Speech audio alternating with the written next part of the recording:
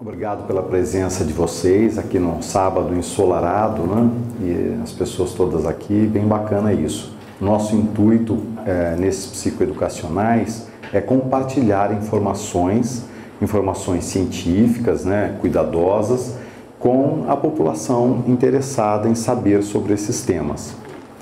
E eu vou falar um pouco com vocês hoje sobre os transtornos de humor quando ocorrem junto com o consumo de substâncias no sentido patológico do consumo, né? Quando há um transtorno por consumo de substâncias. Então, o nosso tema será esse. A primeira coisa que eu vou falar um pouco para vocês, como acho que tem muita gente que está aqui pela primeira vez, é até sobre o que a gente quer dizer quando a gente fala em transtornos do humor. Transtornos do humor são variações patológicas do nosso estado de humor, daquele pano de fundo geral que dá o tom afetivo às vivências da gente. Todos nós temos oscilações do humor, maiores ou menores em amplitude, mas que estão dentro de uma faixa normal, que não interferem com o nosso funcionamento global e que não nos causam sofrimento, né? Não fazem com que a nossa vida se altere muito. Mas alguns de nós têm o que a gente chama de doenças do humor, que são transtornos psiquiátricos, em que essas oscilações do humor ocorrem numa amplitude, com uma frequência muito maior do que o que seria esperado para que a nossa vida funcionasse normalmente. Então, quando isso ocorre desse modo, causando sofrimento e prejuízo no nosso funcionamento psicossocial, nós dizemos que a pessoa tem um transtorno do humor. De modo geral, nós dividimos os transtornos do humor em transtornos bipolares e transtornos depressivos. Os transtornos bipolares ocorrem quando nós temos episódios, em geral são distintos na vida da gente, de mania pelo menos uma vez. Mania é um quadro de exaltação do humor, onde a pessoa se apresenta muito excitada, às vezes alegre, às vezes muito irritada, né? Falando muito, com um pensamento então acelerado, com dificuldade de ser interrompida quando começa a falar, com uma diminuição da crítica em relação ao próprio comportamento, e aí se expõe a riscos, o sono muito diminuído, sem que a pessoa sinta cansaço. Esse sono pode diminuir tanto a ponto de ser abolido e a pessoa entrar em esgotamento físico. Então, de modo geral, é um estado de excitação que é patológico, não é normal. Então, isso a gente chama de mania plena, né? Quando há realmente uma interferência muito grande com o funcionamento da pessoa e representa um modo muito diferente da pessoa funcionar no seu dia a dia. Quando a gente tem, então, pelo menos um episódio de mania na vida, a gente diz que a pessoa tem um transtorno bipolar do tipo 1. Muito frequentemente, as pessoas que têm um transtorno bipolar do tipo 1, além dos episódios de mania, têm também episódios depressivos. E, muitas vezes, os episódios depressivos são mais frequentes do que os episódios de mania. Quando nós falamos em transtorno bipolar do tipo 2, nós estamos falando de pessoas que têm episódios de mania parecidos com esses que eu descrevi para vocês, mas numa intensidade muito menor, que não chega a interferir com a vida da pessoa, a ponto, por exemplo, dela ter que parar de trabalhar. Quer dizer, quem convive com a pessoa nota que ela está alterada, mas a própria pessoa muitas vezes não nota. Mas quando a gente fala em transtorno bipolar do tipo 2, aí é necessário que haja também um episódio de depressão maior. A depressão maior é mais ou menos o contrário da mania. A pessoa então ela fica muito triste, desanimada, sem motivação para nada, né? Com ideias pessimistas, ideias de ruína, que muitas vezes não tem vínculo nenhum com a realidade que ela está vivendo. Ela perde o sono muito frequentemente, embora também existam casos de um aumento exagerado do sono. Normalmente perde o apetite, existem casos de um aumento exagerado do apetite, perde a capacidade para sentir prazer ou uma grande diminuição, perde energia. Então, um episódio de humor em que a pessoa esteja tendo uma depressão maior, ela vai ter um prejuízo muito grande no funcionamento dela e um sofrimento muito grande, porque a depressão é muito difícil, enfim, de ser encarada pelas pessoas, de ser vivenciada. Ainda dentro dos transtornos bipolares, a gente tem que citar a ciclotimia. Ciclotimia é um estado patológico do humor, onde a gente tem oscilações tanto para algo parecido com essa hipomania, essa mania branda, quanto para uma depressão muito leve, que são assim tão pouco intensos em ambos os polos, mas duram muito tempo na vida da pessoa. Para a gente fazer esse diagnóstico, a pessoa tem que ter esse tipo de problema por pelo menos 2 anos, sem que ela tenha ficado livre de sintomas por um período de 2 meses. Então isso é a ciclotimia. É menos intenso do que o transtorno bipolar do tipo 1, do tipo 2, mas a gente tem oscilações do humor que são também patológicas. Nos transtornos depressivos, nós temos somente a ocorrência de episódios depressivos, de episódios de depressão maior. A gente pode ter um único episódio na vida e, muito mais frequentemente, temos episódios recorrentes de depressão. Essas pessoas que têm o transtorno recorrente de depressão maior, elas não têm nunca mania nem hipomania, mas sim esses episódios intensos em que elas estão tristes, desanimadas, como eu descrevi para vocês, né? Sem energia.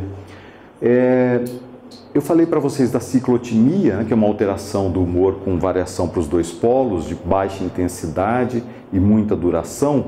Aqui nós temos algo semelhante, que é a distimia, que é um funcionamento também diferente do que era o da pessoa, onde a pessoa passa a ter uma depressão leve, uma irritabilidade, um pessimismo que não era dela e passa a existir, e ela não funciona mais de um modo como ela funcionava antes, por um período muito longo, em geral superior a 2 anos, e nesse caso também não havendo 2 meses em que a pessoa fique sem sintomas.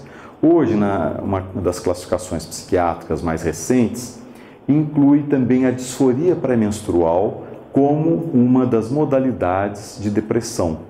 Então, é mais um tipo de depressão que nós podemos ter e que merece ser avaliado e eventualmente tratado farmacologicamente. Importante que os transtornos do humor, de modo geral, precisam ser tratados com medicamentos, eventualmente com outras intervenções psicossociais, as psicoterapias, né, e outras formas de intervenção psicossocial também, e são, no caso do transtorno bipolar especialmente, são problemas em geral crônicos, então é preciso um tratamento muito duradouro, às vezes até pela vida toda, porque as pessoas tratadas conseguem, na maior parte das vezes, funcionar muito bem e se sentirem muito bem. Então o tratamento é muito importante e é importante que dure a vida toda. Então isso foi só para a gente ter uma noção geral do que são os transtornos do humor. Agora nós vamos falar um pouquinho então sobre o consumo de álcool e outras drogas e quando esse consumo é problemático. Uma coisa que é importante que nós lembremos é que o consumo de qualquer droga, mesmo que ela não implique em diagnóstico psiquiátrico, é um grande risco para a saúde.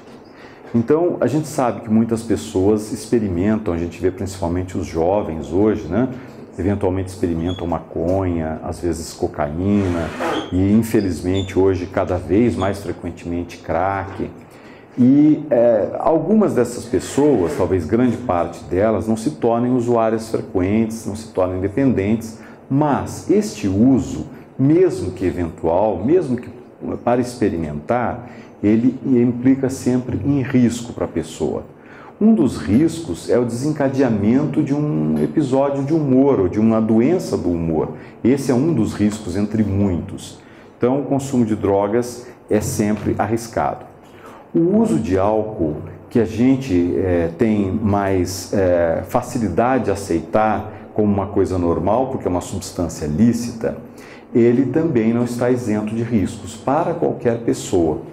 Então, todo mundo que consome álcool, quem não tem problema outro de saúde, tem que consumir com muita moderação, o que significa, né, não consumir mais do que uma dose por dia quando a pessoa consome, que é uma taça de vinho, uma lata de cerveja, né, ou às vezes, se é uma bebida destilada, uma dose de no máximo 40 mililitros. Isso é um consumo que, para os homens que não têm outros problemas, pode ser considerado seguro. Para as mulheres, infelizmente, não existe consumo seguro de álcool, porque mesmo o consumo em baixas doses implica no aumento de risco de câncer de mama, por exemplo. Então, as mulheres devem tomar pouquíssimo álcool e os homens devem tomar muito cuidado quando consomem, porque o álcool é uma substância que muitas vezes, especialmente se a pessoa tem uma vulnerabilidade genética, ele pode levar ao desenvolvimento de tolerância e a pessoa começa a consumir cada vez mais quantidade para obter aqueles efeitos que a satisfazem. E entra num caso desses dos quais a gente vai falar hoje, né, de transtorno pelo uso do álcool. O consumo de tabaco, ele é sempre potencialmente muito prejudicial.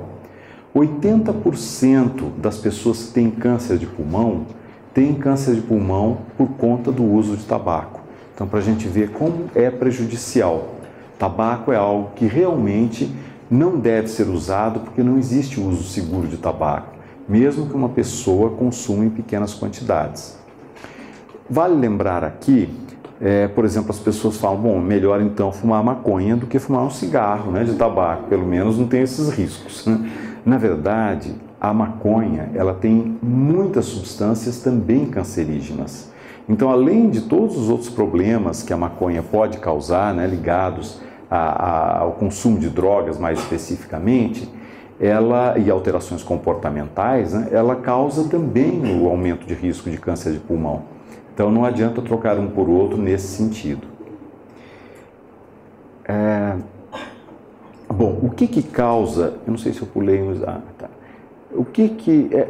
Há situações em que as pessoas, devido então ao consumo de substâncias que gerem situações de alteração da saúde dela, alteração patológica, né?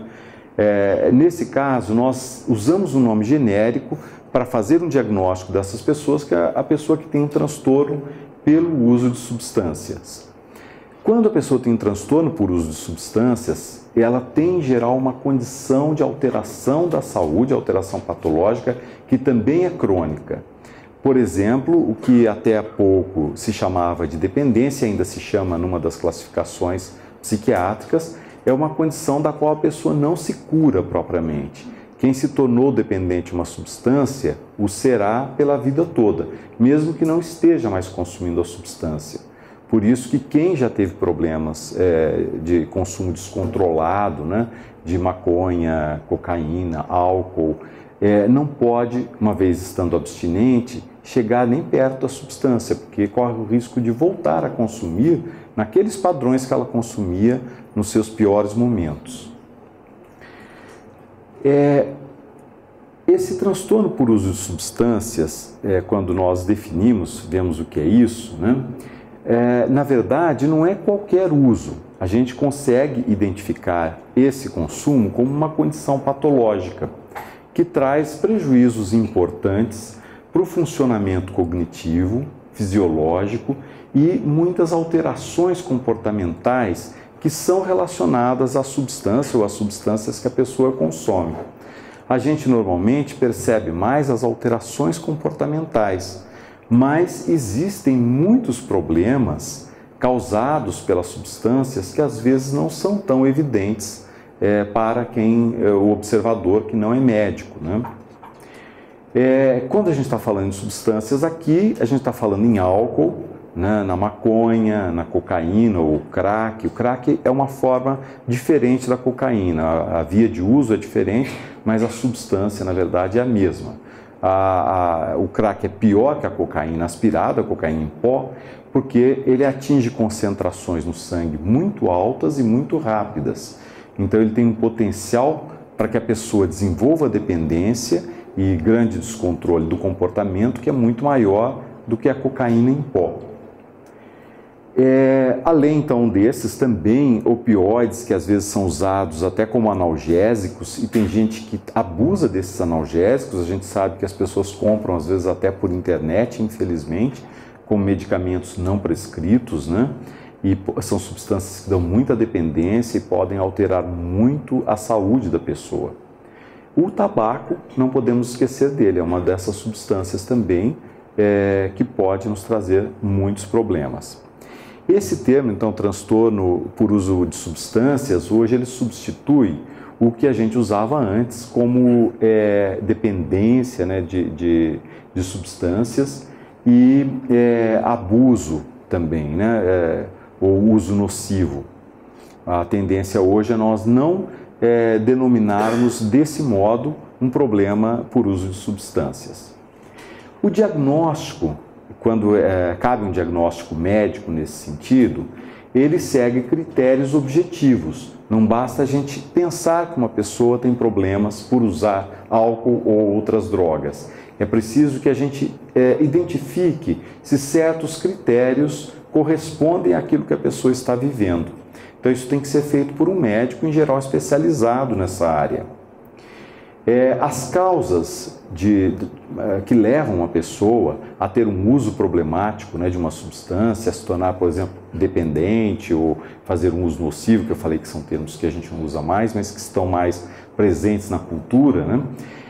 Então, o que leva a pessoa a isso são fatores complexos que interagem entre si e que são de ordem biológica, são somados a dificuldades psicológicas e sociais e comorbidades, né, que a pessoa tenha, outros problemas de saúde. Eu vou dizer em seguida o que significa isso.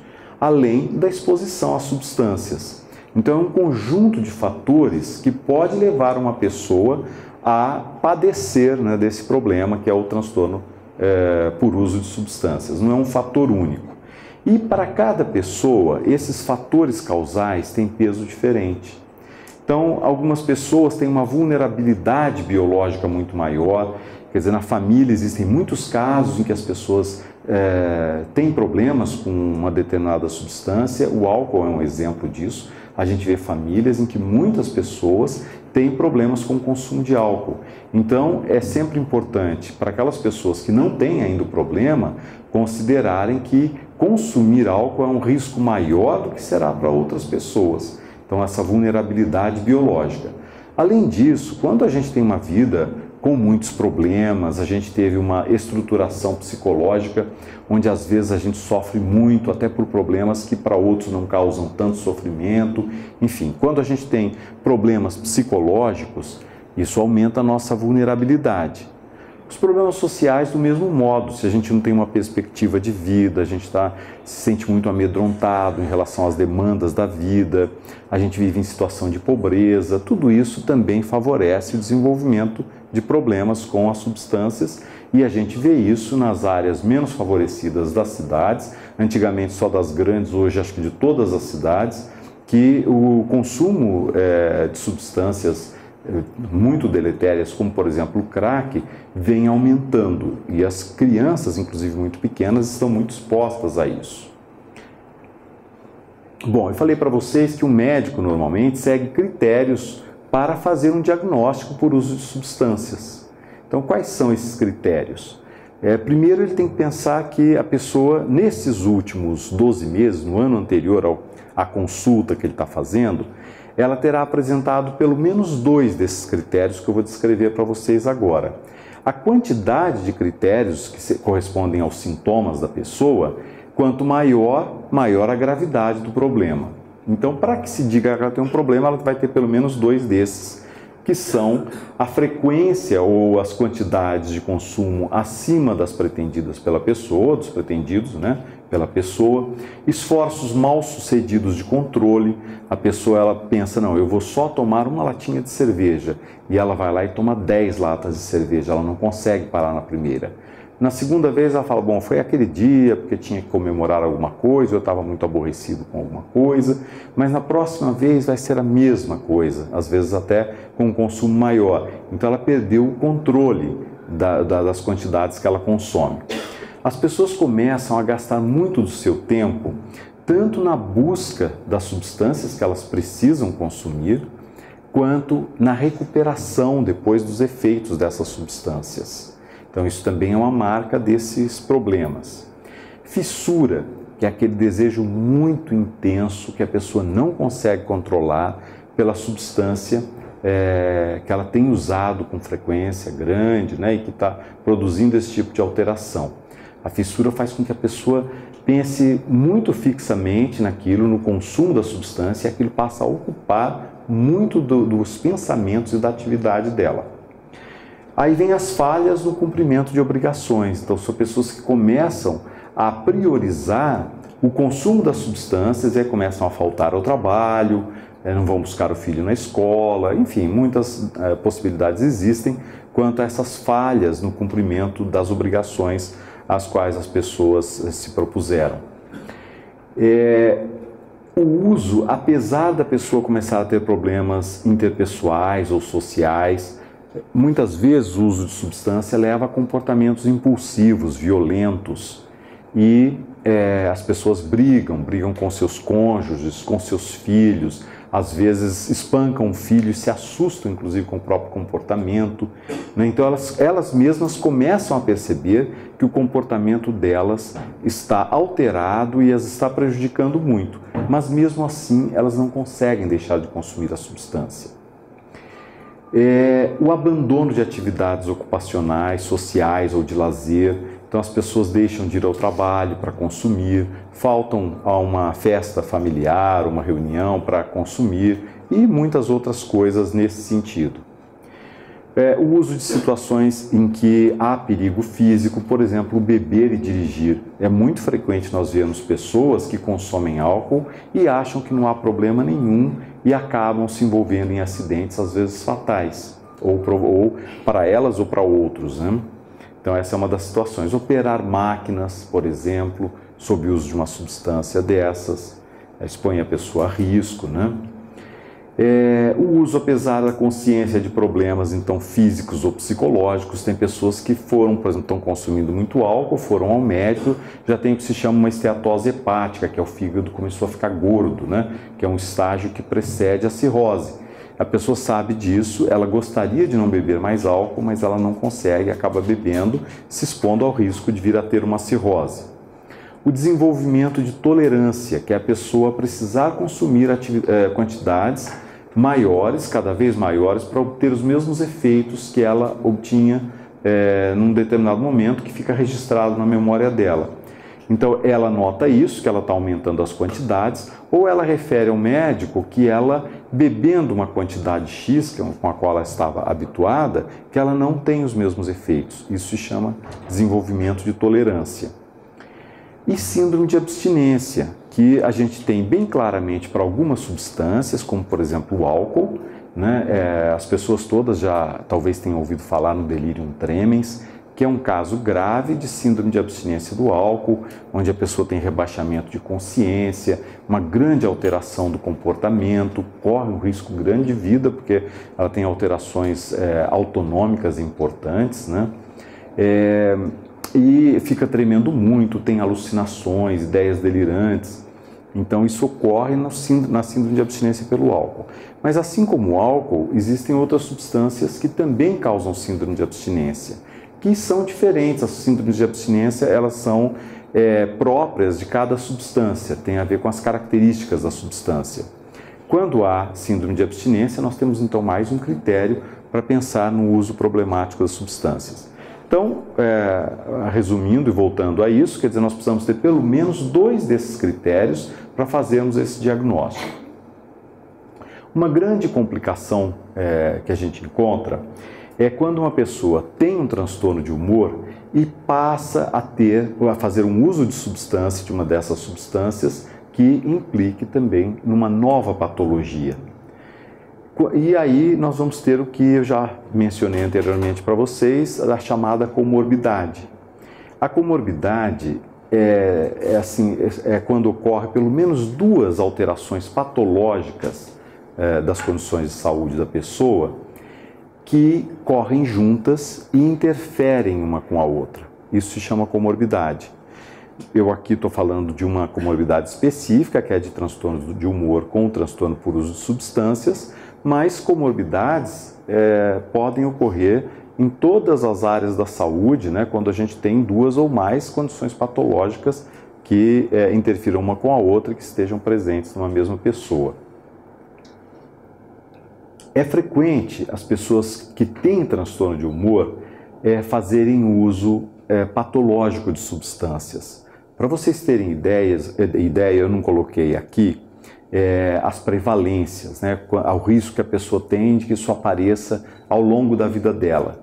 Mas, por exemplo, uma pessoa que tem transtorno bipolar do tipo 1, ela tem 60% de chance a mais do que a população geral de se tornar uma usuária problemática de uma substância. Então, para a gente ver como aumenta o risco, né, dessa pessoa que tem transtorno bipolar do tipo 1. Do tipo 2 tem aproximadamente 40%. E de depressão, aproximadamente 30%. Então, a gente vê que nos três casos, o risco está muito aumentado para essas populações. No caso contrário, eu não coloquei aqui no slide, mas vale a pena ilustrar, eu falei que aqui as pessoas que têm um tipo de transtorno de humor, né, seja ele um transtorno bipolar ou um transtorno depressivo, ela tem uma chance maior de ter um problema com drogas e álcool, né? Mas as pessoas que têm problemas também com álcool e outras drogas, muitas vezes têm um transtorno de humor que não foi diagnosticado, não foi reconhecido. E por isso ela passa a consumir as substâncias de um modo prejudicial. Então isso também ocorre e todos nós, né, os médicos e os familiares, também devem estar atentos para essa possibilidade, porque a tendência é nós sermos um pouco mais simplistas e olharmos para um problema só sem pensarmos nas razões pelas quais ele ocorre. Então, quando uma pessoa com transtorno de humor consome álcool, eu falei nas drogas, mas no álcool também ela tem um risco muito maior de vir a ter problemas com esse álcool do que a população geral tem. Muitas vezes a pessoa tem os dois problemas e esses problemas não são identificados enquanto dois problemas pelo médico e pelos familiares. Mas é muito importante aí que o médico esteja atento para isso e que o familiar, tendo essa dúvida, possa conversar com o médico e perguntar, discutir a questão. Porque se o médico não reconhece que a pessoa tem dois problemas aí comórbidos, ela muitas vezes deixa de tratar um deles.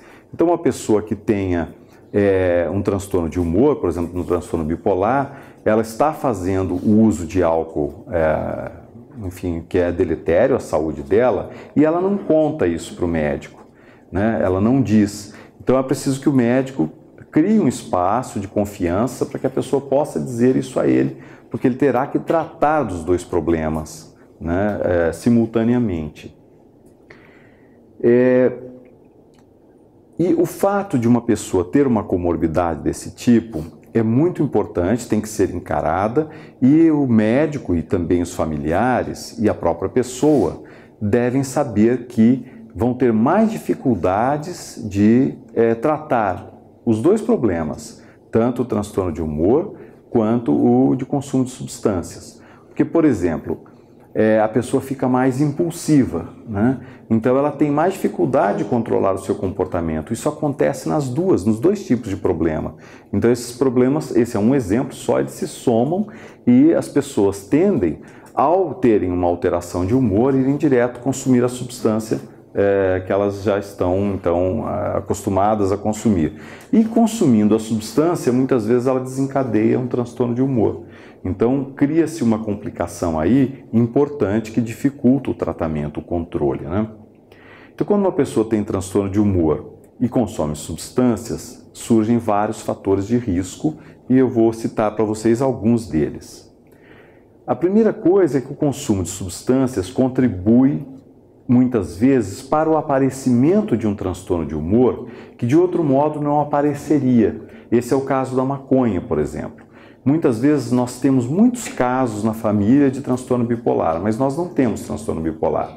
É possível que a gente tenha herdado uma carga genética para ter, mas os genes da gente funcionam de um modo muito complicado, muito complexo, né? Então, não é uma coisa matemática simples, né? No sentido de que eu tenho vários familiares, eu vou ter também. Não, eu tenho uma vulnerabilidade para esse problema.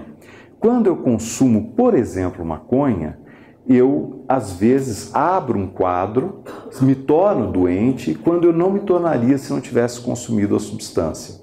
Então, esse é um dos problemas. Outras vezes, a pessoa já tem um transtorno de humor, seja uma depressão, ou depressão recorrente, ou um transtorno bipolar, tipo 1, tipo 2, ciclotimia, enfim, e ela ou passa a ter mais episódios, ou passa a ter episódios mais graves do que o que ela tinha. Então, o desencadeamento de transtornos, de episódios em quem tem um transtorno de humor, muitas vezes é feito pelo consumo dessas substâncias que eu falei para vocês, álcool e outras drogas. O consumo dessas substâncias, então, agrava o curso da doença, né? Seja ela a depressão recorrente, as pessoas que têm sempre depressão, elas passam a ter mais episódios, esses episódios se tornam mais difíceis de tratar e, eventualmente, a pessoa ela começa a ficar com sintomas residuais também. Entre os episódios, ela não fica tão bem quanto ficava antes.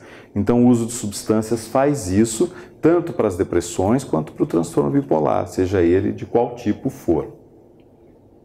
O transtorno do humor não tratado, ele é um fator de risco para o consumo de substâncias. A gente cai até naquela situação que eu falei anteriormente para vocês, quando a gente identifica uma pessoa, por exemplo, bebendo demais, e a gente não considera a possibilidade dela ter um transtorno bipolar, por exemplo. Então, se ele não for tratado, vai ser muito difícil controlar esse consumo prejudicial de álcool que a pessoa está fazendo, ou a busca que ela faz por outras drogas. Muitas vezes as pessoas buscam as drogas na tentativa de obter alívio daqueles sintomas do humor. Então é preciso que a gente considere a possibilidade da existência de um transtorno de humor subjacente a esse transtorno por uso de substâncias. O transtorno do humor não controlado, não tratado, ele vai dificultar muito a interrupção do consumo de uma substância. Então, tratar um transtorno de humor é fundamental. E a gente sabe que o tratamento, ele dura muito tempo, ele tem que seguir prescrições de um modo muito certinho, porque às vezes as pessoas se sentem melhores e acabam interrompendo ou diminuindo a quantidade de medicamentos que o médico prescreveu sem falar com o médico, e isso expõe a pessoa a muitos riscos, especialmente se ela tiver uma comorbidade. Lidar com a existência de um transtorno de humor é sempre uma dificuldade, né? Tanto para a pessoa quanto para os familiares. Então a gente não tenta mascarar isso, a gente sabe como é difícil. Se a gente tem um transtorno bipolar, a gente sabe o medo que a gente tem de ter um episódio de mania, por exemplo, perder o controle, ter comportamentos dos quais a gente depois se sinta envergonhado, se arrependa, né? A gente se envolve em riscos, enfim. Fora o sofrimento que a gente tem no momento enquanto está tendo o episódio. Então, isso é um desafio para a pessoa, é um desafio para a família, para os amigos e para os médicos. O transtorno por uso de substâncias também é uma dificuldade muito grande para todos, né? A gente vê que é uma pessoa que tenha que seja, por exemplo, o que a gente mais comumente chama de dependente crack, a gente sabe como isso altera o funcionamento da vida da pessoa, quantas perdas ela tem, como altera o funcionamento da vida da família, dos amigos, enfim, como traz prejuízos, né, globais para todos. Se nós temos os dois, se nós temos a comorbidade, isso é muito mais complicado. E como muitos problemas na vida da gente, os transtornos psiquiátricos têm que ser enfrentados, Nós temos que ter a coragem, porque muitas vezes um recurso que a gente usa quando a gente se sente amedrontado por ter um transtorno psiquiátrico, até porque a gente tem muito medo, né? Transtorno psiquiátrico para muita gente é sinônimo de loucura. Então eu não quero ser louco, eu não quero já começar me desqualificando para a sociedade, então eu nego o problema que eu tenho. E aí é que eu corro o risco de realmente viver de um modo muito ruim e funcionar às vezes de um modo louco, né, que as pessoas chamam de louco. Então nós precisamos enfrentar o problema que a gente não escolhe, ninguém escolhe ter um problema de saúde, né? A gente tem, é da vida isso. E felizmente hoje nós temos muitos modos de controle desses problemas. É importante o enfrentamento e o tratamento. E isso demanda da gente coragem, a coragem de assumir o problema que a gente tem, e a perseverança, né? Manter os tratamentos. O tratamento crônico, em geral, é muito chato em qualquer condição, né? Diabetes, mil problemas de saúde, quando a gente tem que tomar remédio a vida toda ou por muito tempo, a gente acaba muitas vezes relaxando um pouco com o tratamento, não seguindo direito as prescrições do médico, e isso é muito ruim. A outra coisa é a questão da informação, e esse é um dos motivos de nós estarmos aqui, né? A nossa intenção é compartilhar informações, porque nós acreditamos que essa seja uma maneira de lidar com os problemas psiquiátricos, da gente poder abordar melhor esses problemas. E nós precisamos de informações que sejam de boa qualidade, de origem científica, né? Que sejam produto de estudos científicos bem feitos, que possam nos dizer algo útil sobre os problemas que a gente tem e não nos basear em crenças que muitas vezes são sem fundamento e nos atrapalham muito, tanto na compreensão de nós mesmos quanto dos nossos familiares e amigos que eventualmente tenham problemas como esses. Então é fundamental que a gente busque informações de boa qualidade, informações adequadas, né, que não sejam somente baseadas nessas crenças. Infelizmente, é muito comum que as pessoas se baseiem mais em informações baseadas em crenças errôneas do que em informações científicas. E isso acaba, não é só isso, mas infelizmente isso está muito presente, contribui muito para a formação dos preconceitos. Então a gente passa a ter preconceito contra as pessoas que têm um transtorno de humor, às vezes contra a gente mesmo ou qualquer outro transtorno psiquiátrico, como por exemplo o transtorno pelo consumo de substâncias. E junto ao preconceito vem o estigma, né? A gente passa a atribuir uma marca desqualificadora para nós mesmos, né, que é o autoestigma, ou para as pessoas com quem a gente convive, nas quais a gente identifica um problema desses. Muito importante, assim, talvez não tanto quanto ao humor, mas o uso de substâncias gera muito estigma. Uma pessoa que a gente identifica como dependente do crack, da cocaína ou do álcool, faz com que a gente olhe muitas vezes para essa pessoa de um modo muito preconceituoso e coloque nela uma marca desqualificadora mesmo. A gente não dá tanto valor ao que essa pessoa diz e faz, e isso atrapalha muito, traz muita infelicidade para a pessoa e dificulta muito a possibilidade que ela tem de superar o seu problema. Então, os preconceitos estão associados à desinformação e à adesão a crenças errôneas. Claro que fatores outros, né, emocionais, vão contar também, mas esse é importante. O estigma nasce com os preconceitos e, frequentemente, ele reflete um tipo de insegurança que as pessoas têm, tanto quando elas se autoestigmatizam, quanto quando estigmatizam os outros. A insegurança de enfrentar o problema, né, de se aproximar do problema e de tentar entender isso dentro do escopo humano, das possibilidades que a gente tem, né? Então, de ser solidário, né, da gente poder ser empático com os outros. A gente estigmatiza muitas vezes tentando criar uma barreira entre a gente e os outros, né? Achando que desse modo nós não teremos esses problemas que nós estamos vendo no outro e que a gente espera não ter. Tanto o estigma quanto o preconceito pode levar então a essa incompreensão cega, né? E a comportamentos que implicam em exclusão social. a gente vê muitas pessoas com esses problemas que acabam ficando à margem, né, nas suas famílias, nos seus grupos sociais, no trabalho, e isso traz muito sofrimento para a pessoa, e sofrimento esse que acaba depois se multiplicando e se transferindo para todos os que convivem com pessoas com esses problemas. Então, os preconceitos e os estigmas, eles são dificuldades humanas, a gente sabe que eles existem. Todos nós, de algum modo, em algum momento, temos algum tipo de preconceito, estigmatizamos alguém, ou às vezes até a nós mesmos, e é necessário a gente empreender sempre uma luta no sentido de superar esse tipo de dificuldade que é humana, mas que é muito prejudicial. Para uma pessoa ser bem tratada, né, quando ela tem um transtorno psiquiátrico, ela tem primeiro que começar a cuidar bem de si mesma. E isso implica na superação também desses preconceitos que ela tem em relação a ter uma doença psiquiátrica, né? E essa questão também fazer um esforço pela desestigmatização, começando por ela mesma. Se a gente faz isso, a gente passa a ter comportamentos mais inteligentes e éticos que facilitam, né, tanto a gente a reconhecer os problemas que a gente tem e que precisam ser tratados, quanto a buscar um tratamento adequado e aceitar esse tratamento quando ele nos é proposto.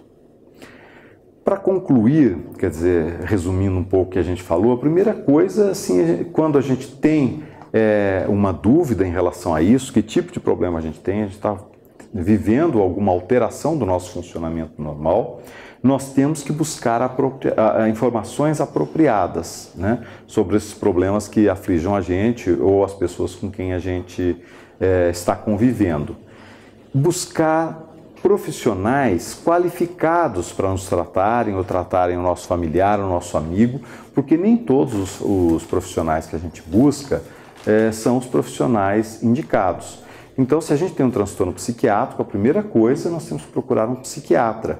E um psiquiatra atencioso e bem informado o suficiente para nos fazer um diagnóstico que nos ajude, para rever o diagnóstico. Os bons psiquiatras, eles nunca sentam em cima dos seus diagnósticos, né?